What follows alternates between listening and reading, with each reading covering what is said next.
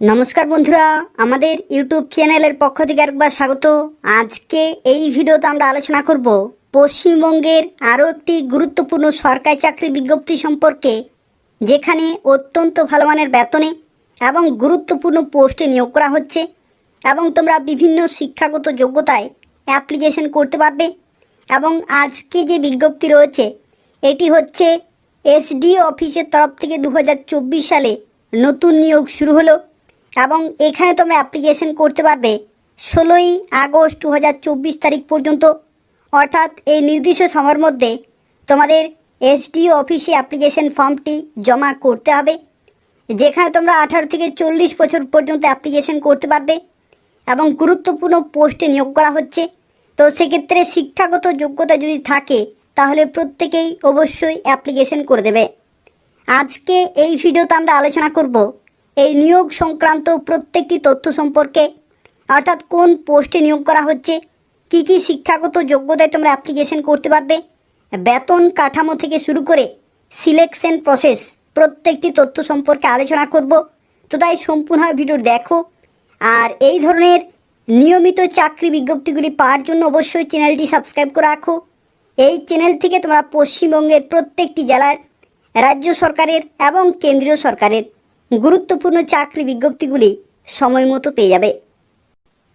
তো দেখো, আজকে যে বিজ্ঞপ্তি সম্পর্কে এই ভিডিওতে আমরা আলোচনা করছি, যেখানে তোমাদের জানিয়ে রাখি পশ্চিমবঙ্গে এসডি অফিসের তরফ থেকে 2024 সালে নতুন বিজ্ঞপ্তি জারি হলো এবং যেখানে তোমরা বিভিন্ন শিক্ষাগত যোগ্যতায় অ্যাপ্লিকেশন করতে পারবে এবং এখানে অ্যাপ্লিকেশন করা লাস্ট ডেট 16ই আগস্ট 2024 তারিখ পর্যন্ত।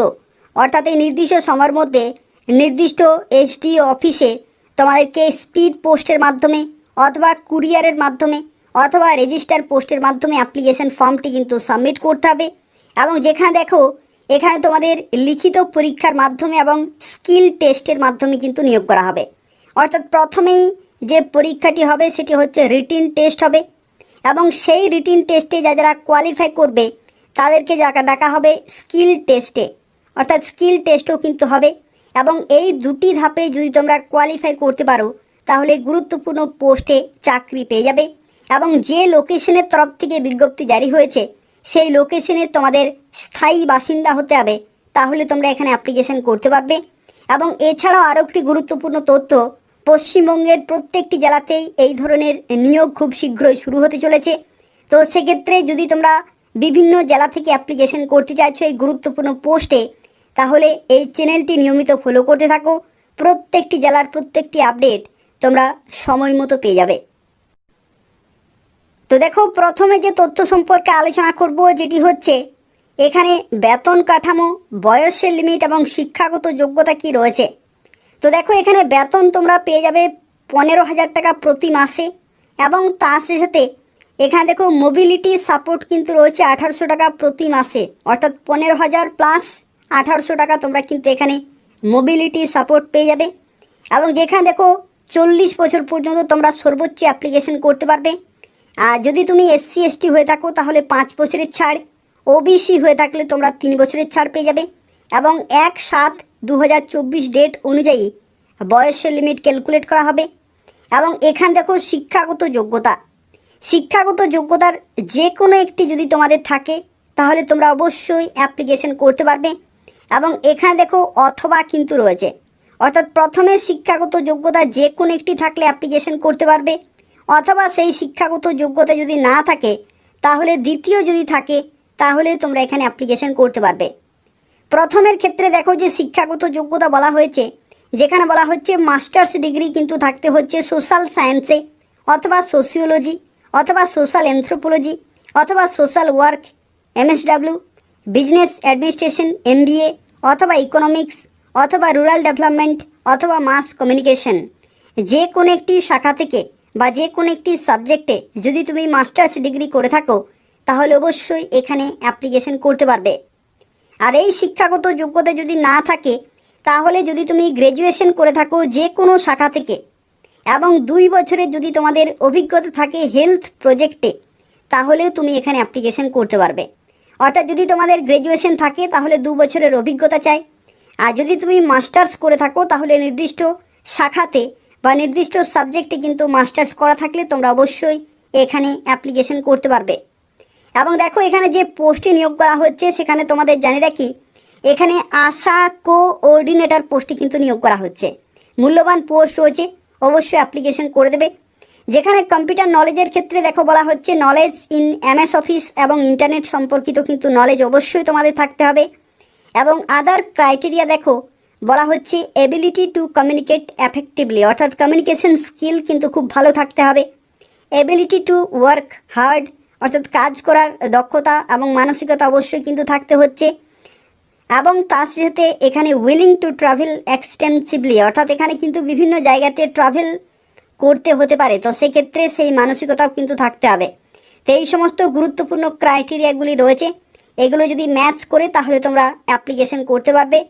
আর এখানে দেখো আরও একটি তথ্য বলা রয়েছে should B a permanent resident of the same SDO, অর্থাৎ যে সাব ডিভিশনাল যে অফিসের তরফ থেকে এই বিজ্ঞপ্তি জারি হয়েছে সেই এলাকার কিন্তু স্থানীয় বাসিন্দা হতে হবে, তাহলে তোমরা এখানে অ্যাপ্লিকেশন করতে পারবে। এখানে দেখো সিলেকশন প্রসেসের মধ্যে যে তথ্য বলা রয়েছে, যেখানে বলা হচ্ছে document of eligibility and educational qualification for scrutiny, অর্থাৎ প্রথমে তোমাদের শিক্ষাগত যোগ্যতার প্রত্যেকটি কাগজপত্র কিন্তু ভেরিফাই করা হবে। এবং তার সাথে দেখো সিলেকশন প্রসেসের মধ্যে বলা হয়েছে on the basis of academic result, অর্থাৎ যে শিক্ষাগত যোগ্যতার যে রেজাল্ট, অভিজ্ঞতা ইন হেলথ প্রজেক্টে অ্যালং উইথ রিটেন টেস্ট এবং কম্পিউটার স্কিল টেস্ট, এই সমস্ত বিভিন্ন দেখে তোমাদের কিন্তু সিলেকশন হবে। তো সেক্ষেত্রে তোমাদের শিক্ষাগত যোগ্যতা কিন্তু অত্যন্ত গুরুত্বপূর্ণ রোল প্লে করবে। অভিজ্ঞতা যদি থাকে তাহলে তোমরা এখানে প্রেফারেন্স পেয়ে যাবে। এবং লিখিত পরীক্ষা এবং কম্পিউটার স্কিল টেস্টে যে নম্বর, সেই নম্বরের ভিত্তিতে কিন্তু ফাইনাল মেরিট লিস্ট তৈরি করা হবে এবং সেই লিস্টে যাদের নাম থাকবে তারা কিন্তু ফাইনালি আশা কোঅর্ডিনেটর পোস্টে জয়েনিং পেয়ে যাবে।